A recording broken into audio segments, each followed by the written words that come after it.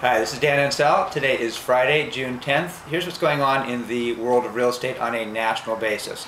Lots of headlines lately, almost all of them negative. So I'll go through the bad news here, but at least get it out of the way here.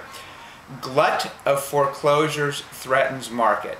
They say that the large banks in this country are just accumulating real estate by foreclosing on homes there. Currently they have over 800,000 of them on their books there, with another million more in the immediate pipeline foreclosure and another several million more expected to get into their ownership over the next few years. Not great news there. Basically, once they get these properties, they want to get them off the books, so they tend to sell them at a lower price, which sets the comparables for other properties. So it does sort of create this downward spiral of negative pricing there. So to see the banks own that many properties and have that many more in the pipelines, really not great news.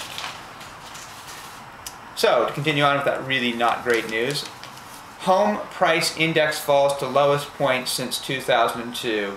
The Standard & Poor Case-Shiller Index, which is an index of the 20 largest metro areas in the country there, we've gone down to basically 2002 pricing there on a nationwide basis there.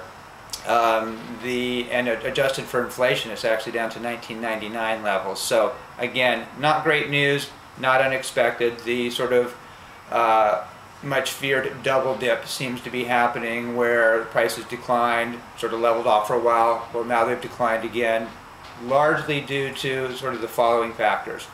Lots of foreclosures in the process, still dragging down prices. Loans are still very, very difficult to get. Banks are holding on to their money. The unemployment rate is still very, very high, and the consumer confidence is not very good towards real estate. So all four of those factors are really weighing hard on, the recovery of real estate there. So that's what's going on there. They say that we have lost more value percentage-wise so far, more than we did during the Great Depression on a nationwide basis. So, and we're not at the end there. So again, it's very, very significant time for real estate values there, and the economic recovery there.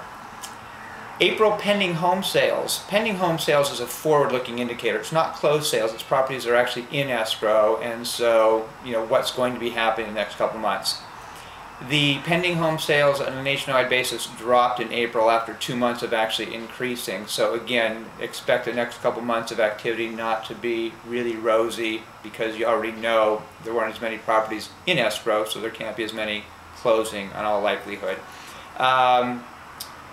The Lawrence Yun, the National Association of Realtors chief economist, sort of a duh quote, but it said, "A robust economic and housing market recovery cannot occur as long as banks continue to hold on to huge cash reserves."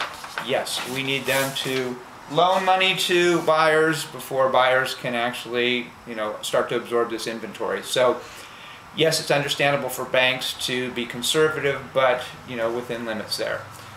The good news, because there is a bit of good news, fixed mortgage rates are at really, really attractive rates. You can get 30-year fixed conforming loans for in the mid-4s.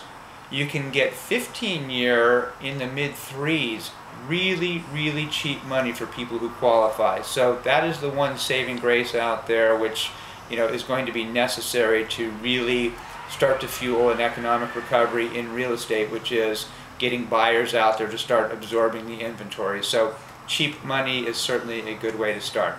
That's where we're at right now. Sorry it's not better news, but hopefully there'll be some around the corner.